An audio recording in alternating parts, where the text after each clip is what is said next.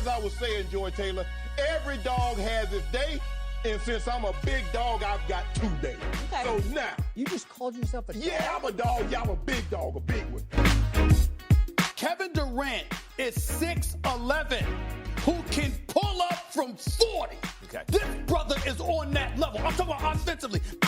Do you think you're better than Darrelle Revis is right now? I'm better than you.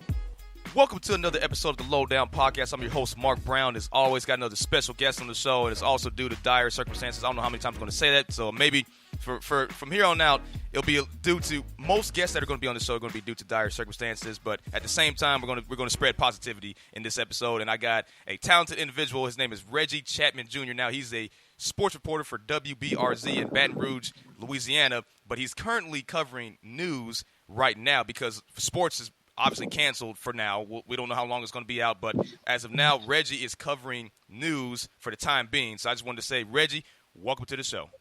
Hey, man, I'm glad to be here. I mean, it is under dire circumstances, as you admit, but I mean, shoot, to be able to still work and help out my community, I mean, I'm glad to be able to do that. Yeah, and like I said earlier, like before we started recording, I was telling him that this is a very optimistic mindset that he has because, I mean, like I said, it is dire circumstances, but he said that he's willing to help out in any case scenario, and to see that he's helping out with news shows you that he can go far with this, showing that he's very optimistic and confident and just spreads positivity throughout everybody that he works with. So that's just a really good sign. And just to ask you, how does it feel knowing that you're covering news for the time being with no sports around? Well, I'll be honest. I mean, initially it was frustrating. I mean, naturally, when you go to school and you grow up your entire life trying to be whatever you want to be in life. And, you know, for a long time, I knew I wanted to be a sports reporter or doing TV covering sports just because I loved it so much. But I mean, it was frustrating initially just knowing it's not that I was being told I couldn't. It was just I could not because there are no sports. You know, because I was actually there when, like, you know, LSU baseball, they were actually set to go on their trip to Ole Miss. And, you know, I was there when the word came down that they weren't going to be able to go and that all SEC stuff had been canceled through the end of the month. And then, you know, later on, I think that next day is when they canceled everything else. Like, I mean, it's just been a whirlwind and not a lot of certainty, I guess. But, you know, I figured, you know, now that once I kind of locked in and decided that I was able to help out, it's been interesting being able to tell people stories because on the news side, I mean, people are looking for information. And I think that especially right now, it helps because people are looking for help and information. And when I can be able to bring some of that information and something to, I guess, take people's minds off of what's going on, I mean, it really helps out. So, like, for example, I did a story on some truckers, actually, that the truckers that passed through Baton Rouge. They sent me out there to talk to a couple of them. And I didn't, at the time when I went out there, I had no idea how, I guess, important they are to our economy right now, especially right now, because they're the ones moving the supplies between state to state and all the stuff that's going in the grocery stores and all the stuff that's being built. I mean, without them, I mean, a lot of people get to stay at home, but without them, you know, staying away from their families and, you know, being able to help out everybody else, I mean, the country would crash even more. So stuff like that makes the job more interesting. And, you know, I feel like I'm doing a service to the community. Oh, you definitely are. And when you brought up those truckers, I mean, they're not the only people that we got to watch out for. It's obviously plus, you know, nurses and all healthcare officials out there. I mean, they're going to be having it rough pretty soon because, I mean, with these cases continuously rising at an exponential rate, there's no telling how many limits they can go. I mean, like, there's obviously limitations on how many beds and how much supplies they have. So, I mean, you even have the National Guard helping out with that, providing supplies and helping people out with food. Like, they're having food drives in California and other states around. So just to see that people are helping out, I mean, it shows you that, I mean, we can make it through this, but at the same time, there's no telling how long this will last, but it just seems like from my perspective, it looks like it's just now getting started because, like, they're testing more people, so the case is going to continue to rise. So it's like I guess I'm assuming at one point there'll be like a peak, and once it gets there, hopefully we do the same thing that China and South Korea did to handle it. They seem like they use severe measures, but as of now, it looks like we're not even. Looks like we're doing. I don't even know if we're doing moderate measures as of now. It looks like we're in the minor point compared. If you were to compare it to the way China and South Korea handled it, but that's a whole different story. So to see that, like you and several other sports reporters out there are covering news for the moment. I mean, it might be. Like I said, some of them might not take it the way that you took it. So the way you're taking it is a positive way. I'm just hoping that this trend can, obviously spread to everybody else that's also in the same situation, but it doesn't really work that way. Everybody has a different mindset. But to see that you're helping out with news and covering things that are not even in your criteria, it just helps. And plus, like, I wanted to ask you this. So knowing that you're in Baton Rouge, so you said you covered LSU, and then you also, I'm assuming that you also covered the New Orleans Saints, the New Orleans Pelicans, all that stuff too? Correct, yeah. Saints, the Pelicans, the Southern Athletics. I mean, I cover HBCU sports. I mean, I do a lot of stuff out here in Baton Rouge, yes. And that right there, I mean, that shows how busy you are, and then knowing that you're covering news. So, like, I mean, how are you handling it? Because because when did you start? So when did you start covering news? As a matter of fact. So I think I started. Let's see, when everything started coming down, I think that was Wednesday, that Thursday, and that Friday. So that was it's got to be 2 weeks ago now. And I think my first day covering news, we were supposed to have a huge parade in Baton Rouge, and it obviously got canceled. And at the time, I mean, people were still not taking it totally serious. So there was a lot of people still outside enjoying the day, not kind of away from each other. And so I went out and did that story. And then that was my first day doing news. And since then, I've done stuff with doctors and how they can do telemedicine over the phone. I've met with, the truckers. I've met with some people at the skate park that were trying to social distance there. And I actually was there in the governor's press conference when he announced that they were doing a stay-at-home order in the state. So, I mean, it's been a wide range of stuff, and it's been probably just over a week now I've been doing news. Okay, so it's only a little bit over a week. So, like, how are you feeling about it so far? And then do you know how long you'll be doing it, or they haven't really told you guys? A lot of uncertainty. I know that I'm going to be doing news for the rest of this week. There are sports that we could potentially do. I mean, just from everything going on in free agency with the Saints. But, at the moment, the need is to help out with news. And, at the end of the day, like, I'm trying to just do everything I can to, both help out, but also stay safe. You know what I mean? Because at the end of the day, like, the whole goal is to stay away from people. And, if I can do that in a way that, if I can still tell these stories via Skype or in any way I can, then I will. Like, yesterday I did a story on a guy that had the coronavirus, so he still has it. And Whoa. I met him via FaceTime. And I did a whole story on him and, what it was like for him getting it and how he may have gotten it. And, his message to people that say it's not serious. I mean, it was a really powerful story. The guy is doing great now. He's had it for just over a week now. But at the beginning, he said he's a former Marine and he had never had the flu before. And, he said he had a pain in his body that he never really had before. And so it was nice talking to him because he's doing better now. And it shows that you can overcome it, but not everybody will. So you have to take it seriously. Exactly. You're right. It's not guaranteed whether you will survive it or not. But most people who have, healthy immune systems, chances are they will survive it. But at the same time, you don't want to second guess it because anything could happen. And I mean, there's reportedly saying that there's more than one strain, but like that can be a whole different conversation. But at the same time, so when you did that FaceTime story covering this guy, so are you saying that news in general, is it already impacting you in a way, knowing that you only covered it for about a week now? Is it impacting you in a different way when you compare it to sports reporting? I think it is different, yeah. Because at the end of the day, like, I think that with sports, at the end of the day, there's always something bigger than sports. Sports isn't necessarily life or death. At the end of the day, it's all about being able to tell a story. So I can do that. So being able to do that on the news side it's not a crazy transition. You just have to be able to tell the story about certain things differently, right? But I guess that the one thing that is different is like you feel, or at least I feel that I have a different responsibility. Because at the end of the day, people are going to the news for information. So I feel like I have a responsibility to deliver that information in a way that, one, is easy to digest, but two is like, I'm not showing stuff to people, or I'm not telling people to do certain things that I know that they shouldn't be doing. Like, some of the people that I've interviewed don't feel like they should be quarantining or this, that, and other. And like, it would be irresponsible of me to put stuff like that out there to spread a message that is not smart. You know what I mean? So it's different, but at the end of the day, it's all about storytelling, and I'm able to do that.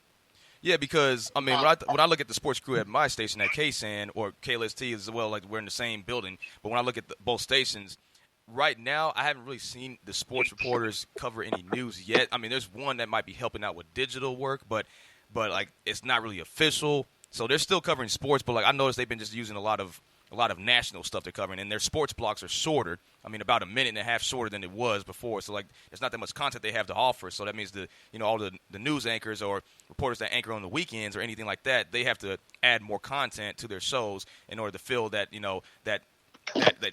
void that sports is leaving. So whenever I look at that, it's only a matter of time because I've noticed at my station there's been people working from home now, like the assistant news director's working from home and a few other people are working from home. So it's like the only time they really want a reporter to be at the station is when they actually have a story in mind and when they have to go to the edit bay and edit it. So besides that, they will urge everybody just to stay away and avoid people.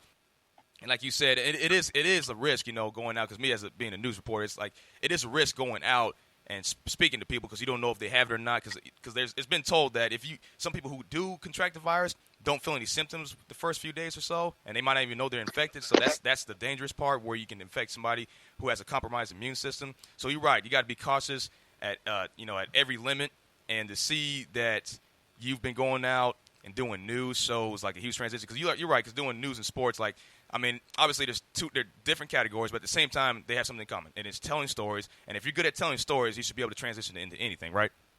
Correct. Yeah. I mean, it's all about information. Maybe I'm taking a couple extra minutes to be able to really understand what I'm talking about because it is stuff that is outside of my normal wheelhouse. But I think at the end of the day, if you do the correct research and, you're reading up on what you're talking about and you can tell the story in a way that's, that can, like, basically, like, the way I think about it is I'm trying to understand it. And so when I can read up and try and make it to the point where I can understand it, then that means that I now have the ability to tell it to people in a way that they can understand it, if that makes sense. So it's all about, I guess, aggregating information and trying to find a way to make it make sense.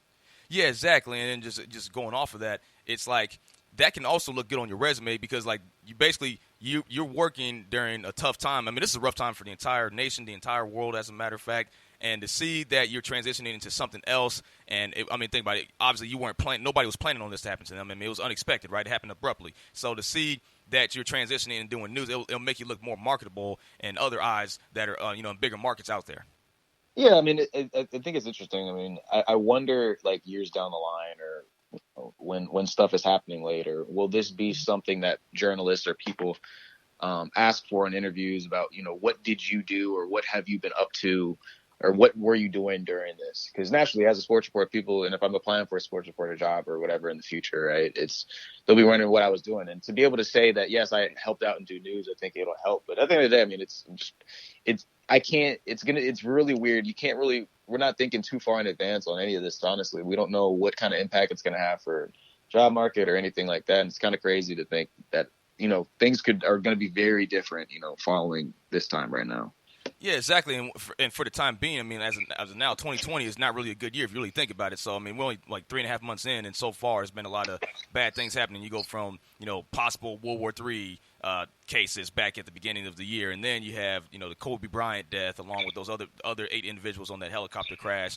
And now, the coronavirus has been around this whole year. It just escalated and just spread all over the world. So just to see that, I mean, can it get any worse? I mean, knock on wood, I hope not. But when you really think about it, that this year will definitely be in the history books for sure, because nothing like this has ever happened before, where they had to shut down everything and put people on lockdown in multiple different countries around the world. So to see this, I mean, it's definitely going to go down in history. 20, 30 years from now, when you look back, that'll be like I feel like a highlight of our generation. Anybody that's millennial or Generation Z, that'll be a highlight. The year 2020 so far.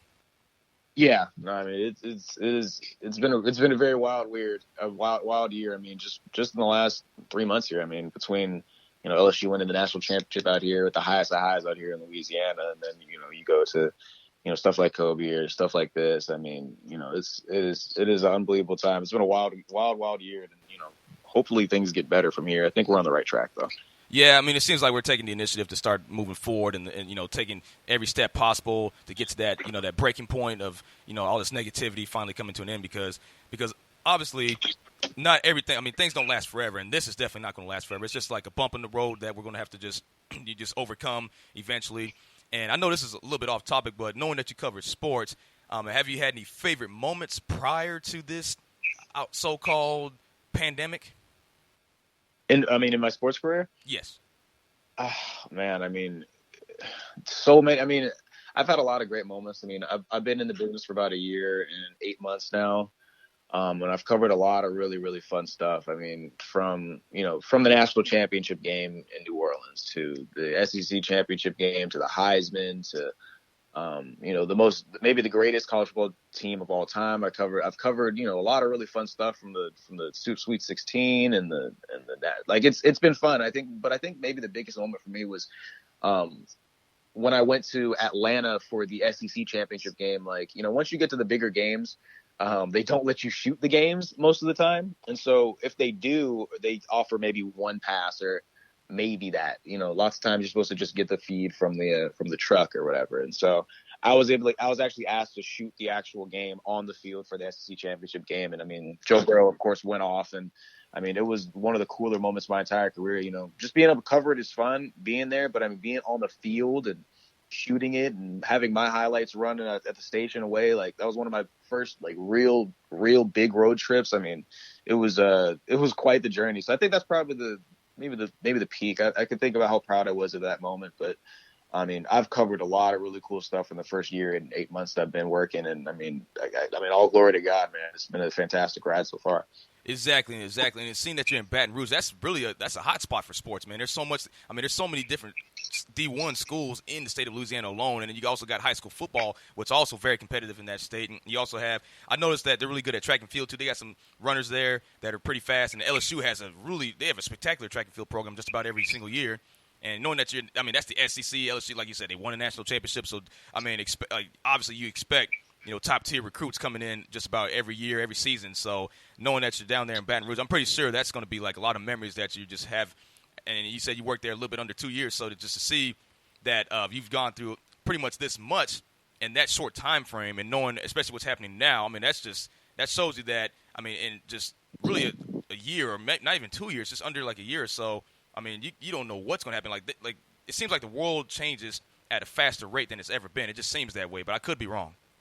I mean, I'm a big believer that you look at a lot of it's funny, like you look at a lot of rappers or artists or people in the media, like it's crazy how much like your life or somebody's life can change in a year. And I've always built on like the idea that like, keep working because your life could change in a year. It really only takes one view or one watch or one retweet to like really set off your entire life or set off your entire career. So I think it's crazy. I think in general life is nuts in that regard, where anything can happen very, very quickly, but as long as you're putting in the work in. So I don't know, life is wild, man. But I mean, especially, there's a lot going on right now, and stuff continues to happen. It is wild. I just recommend people to stay safe at this point, man. Yeah, exactly. And just going off of what you said about how life can be wild at times. I mean, it's like you're right about that, because I mean, a prime example. I mean, everybody knew about Justin Bieber, how his career took off. I mean, he was on YouTube, and then it was like Neo and Usher who discovered him, and the next thing you know, it's history. And so to see, I mean, he's one example. I mean, obviously, like your chances now of that happening is very slim. But like you said, it's better to be optimistic and put some more effort into what you're doing than to coast, because I've noticed that. I mean, I'll never forget this, because I was a former college football player. I was a walk-on at a few Division I schools. I mean, I walked on at a few different schools trying to play football. But when you look at that, I noticed like one of the coaches said, he was a running back coach. He would say this over and over. He would repeat himself, saying that it doesn't take that much energy to actually work hard compared to being lazy. He said it doesn't really take that much more energy. It might take just minimal effort to actually try than to not try. So it's not really that much difference between that. So he was basically saying, are you willing to wake up, and get out the bed and actually just be productive? Because it doesn't. He said, like I said, he said that it doesn't take that much energy. So he would always ask people, would you rather be productive, or would you rather just try to lay back and not do anything, expecting money to come right to your door without you doing anything? So like, I mean, that might sound ridiculous, but he would say that all the time, and then that's been in my head ever since. And this is going on 5 years ago. So I mean, I've definitely taken it. I keep it in mind as much as I can. So I try to be as productive as possible. And I know for a fact, going off of what you've been saying and what you do, I know for a fact that you're also very productive too. So just to see that, I'm just hoping that more people, maybe this could be a life lesson, what's going on right now for everybody. Maybe it's a life lesson saying that, hey, you shouldn't take everything for granted, and you should just continue to work hard and not take it so serious, because like when you do, and it can just cause a lot of unnecessary negativity or just drama. So you don't want to have any like drama or stress unwanted stress that's not really, not really necessary if you really think about it. Yeah, I agree, man. I mean, it's all about working hard and just, going after really what you want. Just kind of setting your goals and just attacking them. Because at the end of the day, nobody can outwork. If you outwork everybody else, then it's all going to work out at the end of the day. Yeah, and it's real. And plus, it's also real easy, for somebody to set goals and then not follow. Because, that's the real challenge. The real challenge is to continue to follow those goals. And, no matter how you're feeling. Obviously there's times where, you might have to take a break because you don't want to overwork yourself, but it's better to be over-prepared than under-prepared. That's another thing I've always heard. But do you have any last-minute thoughts regarding your transition from sports to news for the time being? I would just say, man, in this time, things are going to be different. A lot of people are working from home. Life is changing. The world is changing. And so I think that, aside from me just, being able, I'm making a little small transition to do news, but my heart goes out to all the other heroes that are actually doing some real life-saving stuff, like the doctors or just anybody that's in emergency services or health and anything like that, or just making some real help. So, at the end of the day, it's a minor inconvenience for me, and it's a, minor inconvenience for a lot of people. But at the end of the day, I think, you're at the end of the day, you are healthy and happy. And it's all about perspective. We're all trying to do our part. And I also say this, man, I did a story on a blood drive. I don't know, depending on where you are listening to this, obviously listen to, whoever is your government and whatever the rules are going on right now. But if you can also find some time, if you're looking to do something instead of just sitting inside the house, find a place where you can deliver and give blood, because right now, especially because lots of blood drives have obviously been canceled, and the need for blood is still as high as it's ever been. So there's naturally a national shortage of blood as well. So that's just something I learned in this process, and I was able to deliver that information to my audience here in Baton Rouge. So I figured I'd be able to do it on your podcast as well. Oh yeah, that was good. I'm actually glad you brought that up, because I saw an article. Because how New York is the hardest hit state right now. They have over 20,000 cases, and it's climbing. And New York City alone has over 5,000 cases. I could be wrong about that, because I don't know. It changes every hour or so. So right. Obviously there's over 20,000 confirmed cases, and they got desperate to the point where these healthcare providers are saying that maybe for those that recovered from the disease, they're thinking about drawing blood from them and maybe testing out on people who are infected to see if that'll help fight the virus. That's a huge risk, but they're kind of running out of options at this point. Right, exactly. That's the thing. People need to just listen up, stay inside.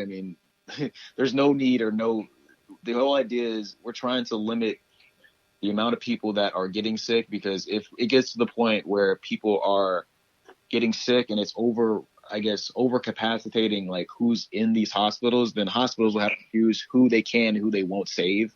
And that's what we don't want to avoid. That's what we want to avoid. So that's why, just stay inside, just listen to your government. At the end of the day, it's all for a reason. You do not need to be going outside. Stay inside, just take a moment to just relax and enjoy yourself and work from home, and, do whatever you can to, stay safe, Exactly. And then always wash your hands too. That's another thing that's been oh yeah, huge, of course.